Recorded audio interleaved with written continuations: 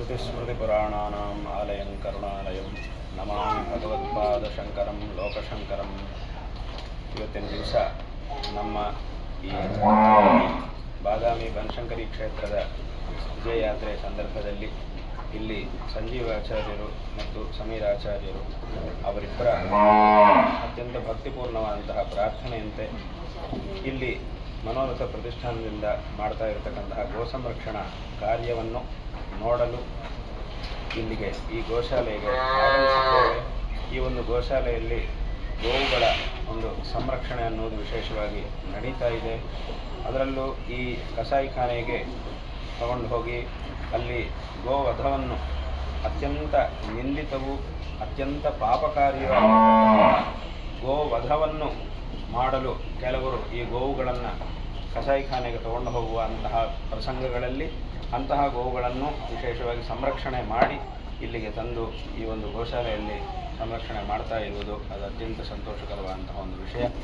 ಈ ರೀತಿಯಾದಂತಹ ಒಂದು ಕಾರ್ಯವು ಎಲ್ಲ ಕಡೆಯೂ ಸಹ ವಿಶೇಷವಾಗಿ ನಡೀಬೇಕು. ಗೋ ಸಂರಕ್ಷಣಾ ಕಾರ್ಯವು ಪ್ರತಿಯೊಂದು ಊರಿನಲ್ಲೂ, ನಮ್ಮ ದೇಶದಲ್ಲಿ ಪ್ರತಿಯೊಂದು ಊರಿನಲ್ಲೂ ಪ್ರತಿಯೊಂದು ಕಡೆಯಲ್ಲೂ ಸಹ ಈ ರೀತಿಯಾದಂತಹ ಒಂದು ಕಾರ್ಯವು ನಡೀಬೇಕು.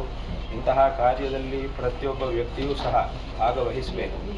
ಯಾಕೆಂತಂದರೆ ಗೋವುಗಳ ಒಂದು ಮಾಹಾತ್ಮ್ಯ ಸಕಲ ದೇವತೆಗಳಿಗೆ ಆಧಾರವಾಗಿರ್ತಕ್ಕಂತಹ ಸಕಲ ದೇವತಾ ಸ್ವರೂಪಿಣಿಯಾದಂತಹ ಗೋವುಗಳ ಒಂದು ಮಾಹಾತ್ಮ್ಯ ಅದು ಅಪಾರವಾದದ್ದು.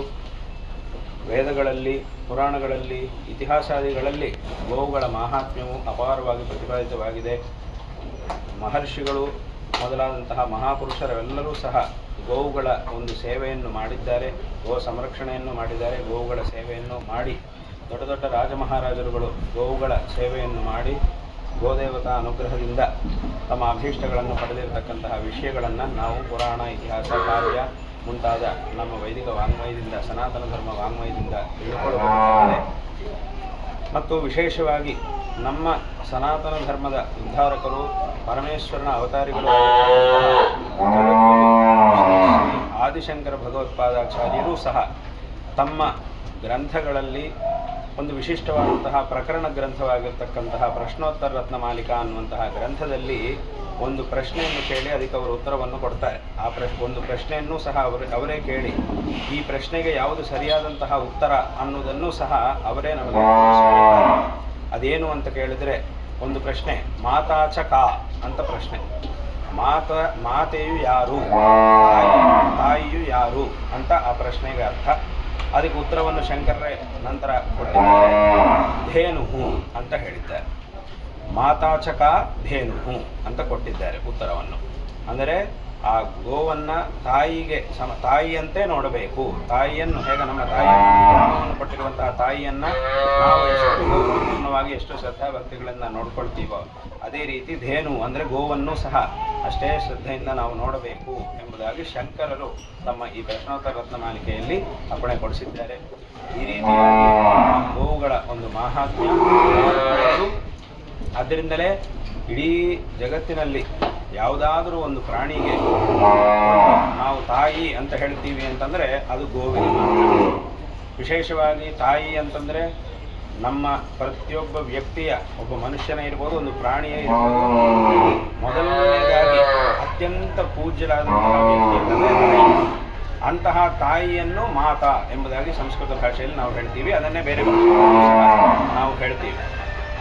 ಅಂತಹ ಅತ್ಯಂತ ಗೌರವನೀಯಳಾದಂತಹ ತಾಯಿಗೆ, ಎಲ್ಲರಿಗಿಂತಲೂ ಅಧಿಕವಾಗಿ ಗೌರವನೀಯಳಾಗಿರ್ತಕ್ಕಂತಹ ತಾಯಿಗೆ ಯಾವ ಶಬ್ದದಿಂದ ನಾವು ಕರೆಯುತ್ತೀವೋ ಅಂತಹ ಶಬ್ದವನ್ನು ತಾಯಿಯ ನಂತರ ಪುನಃ ನಾವು ಕರೆಯುವುದು ಅಂತಂದರೆ ಗೋವುಗಳಿಗೆ.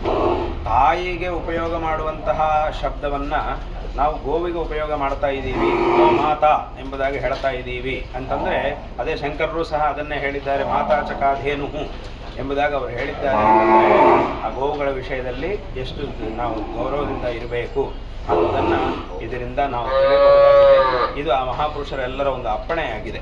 ಹಾಗಾಗಿ ಅವರ ಅಪ್ಪಣೆಯಂತೆ ಗೋವುಗಳನ್ನು ಸಂರಕ್ಷಣೆ ಮಾಡಬೇಕು. ನಮ್ಮ ತಂದೆ ತಾಯಿಗಳನ್ನು, ನಮ್ಮ ತಾಯಿಯನ್ನು ನೋಡಿದಂತೆ ನಾವು ಗೋವುಗಳನ್ನು ನೋಡಿ ಗೋವುಗಳ ಸಂರಕ್ಷಣೆಯನ್ನು ಮಾಡಬೇಕು ಅನ್ನುವಂತಹ ಒಂದು ವಿಷಯವನ್ನು ಈ ಸಂದರ್ಭದಲ್ಲಿ ಹೇಳ್ತಾ, ಇಲ್ಲಿ ನಡೀತಾ ಇರತಕ್ಕಂತಹ ಗೋಶಾಲೆಗಳಲ್ಲಿ ನಮ್ಮ ದೇಶದಲ್ಲಿ ನಮ್ಮ ದೇಶದಲ್ಲಿ ಅನೇಕ ಕಡೆಗಳಲ್ಲಿ ಈ ರೀತಿಯಾದಂತಹ ಗೋಶಾಲೆಗಳಲ್ಲಿ ಗೋವುಗಳನ್ನು ಸಂರಕ್ಷಣೆ ಮಾಡುವವರಿದ್ದಾರೆ. ಅವರು ಗೋ ಸಂರಕ್ಷಣೆಯನ್ನು ಮಾಡ್ತಾ ಇದ್ದಾರೆ ಅಂತಂದರೆ ಅದು ಯಾವುದೋ ಸುಲಭವಾಗಿ ಮಾಡ್ತಾ ಇರುವುದಲ್ಲ. ಅದೆಷ್ಟೋ ಸುಲಭವಾಗಿ ಅವರು ಮಾಡ್ತಾ ಇದ್ದಾರೆ ಅಂತ ಯಾರು ತಿಳ್ಕೊಳ್ಬಾರ್ದು. ಗೋ ಸಂರಕ್ಷಣೆ ಮಾಡುವುದು ಅದು ನಾವು ಆರಂಭದಲ್ಲಿ ಹೇಳಿದಂತೆ ಈ ಕಸಾಯಿಖಾನೆಗೆ ಹೋಗುವಂತಹ ಗೋವುಗಳನ್ನು ಕರ್ಕೊಂಡು ಬಂದು ಅವುಗಳನ್ನು ಇಂತಹ ಜಾಗದಲ್ಲಿಟ್ಟು ಸಂರಕ್ಷಣೆ ಮಾಡಬೇಕು ಅಂತಂದರೆ ಅದಂತೆ ಅತ್ಯಂತ ಕಷ್ಟದಿಂದ ಕೂಡಿರುವಂತಹ ಒಂದು ಕಾರ್ಯವಾಗಿದೆ. ಆದರೂ ಸಹ ಆ ತಾಯಿಯ ಒಂದು ಮಹಿಮೆ ಮುಂದೆ ಗೋ ಮಾತೆಯ ಒಂದು ಮಹಿಮೆ ಮುಂದೆ ಈ ಕಷ್ಟ ಅನ್ನೋದು ತುಂಬ ಅಲ್ಪವಾದದ್ದು ಎಂಬುದಾಗಿ ನಾವು ಅದನ್ನು ಭಾವಿಸಿ ಆ ಗೋಮಾತೆಯ ಈ ಎಲ್ಲ ಕಷ್ಟಗಳನ್ನು ಸಹ ನಾವು ಅನುಭವಿಸಿದರೂ ಪರವಾಗಿಲ್ಲ, ಗೋ ಸಂರಕ್ಷಣೆ ಮಾಡಿದರೆ ಆಗ ಖಂಡಿತವಾಗಿಯೂ ಅದರ ಗೋಮಾತೆಯ ಪರಿಪೂರ್ಣವಾದ ಅನುಗ್ರಹ ನಮಗೆ ಪ್ರಾಪ್ತವಾಗುತ್ತೆ ಅನ್ನುವಂತಹ ವಿಷಯದಲ್ಲಿ ಯಾವುದೇ ಸಂದೇಹಕ್ಕೆ ಅವಕಾಶ ಇಲ್ಲ.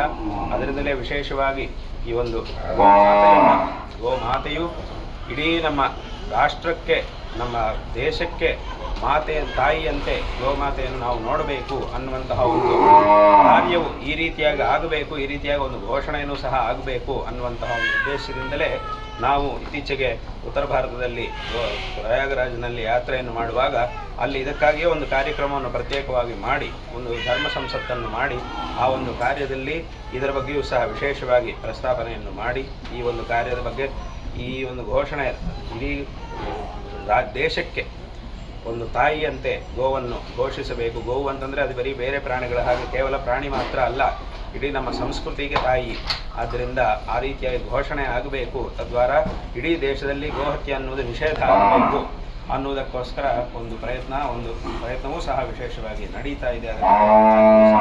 ನಾವು ಉತ್ತರ ಭಾರತದಲ್ಲಿದ್ದಾಗ ಅಲ್ಲಿ ವಿಶೇಷವಾಗಿ ಮಾಡಿದ್ದೇವೆ. ಇನ್ನು ಆ ಕಾರ್ಯಗಳು ನಿರಂತರ ನಡೆಯಲಿವೆ. ಹಾಗಾಗಿ ಈ ಸಂದರ್ಭದಲ್ಲಿ ಈ ಗೋ ಸಂರಕ್ಷಣಾ ಕಾರ್ಯವು ಅತ್ಯಂತ ಪ್ರಶಂಸನೀಯವಾಗಿದೆ ಎಂಬುದಾಗಿ ಹೇಳ್ತಾ, ಇದರಲ್ಲಿ ಭಾಗವಹಿಸ್ತಾ ಇರತಕ್ಕಂತಹ ನಿಮಗೆಲ್ಲರಿಗೂ ಸಹ ನಾರಾಯಣ ಸ್ಮರಣಪೂರ್ವಕವಾಗಿ ಆಶೀರ್ವಾದಗಳನ್ನು ಮಾಡ್ತಾ ಇದ್ದೇವೆ. ಯಾರ್ಯಾರು ಈ ಒಂದು ಪವಿತ್ರವಾದ ಕಾರ್ಯದಲ್ಲಿ ಸಹಕರಿಸ್ತಾ ಇದ್ದಾರೋ ಅವರೆಲ್ಲರಿಗೂ ಸಹ ನಾವು ನಾರಾಯಣ ಸ್ಮರಣಪೂರ್ವಕವಾಗಿ ಆಶೀರ್ವಾದಗಳನ್ನು ಮಾಡ್ತಾ ಇದ್ದೇವೆ.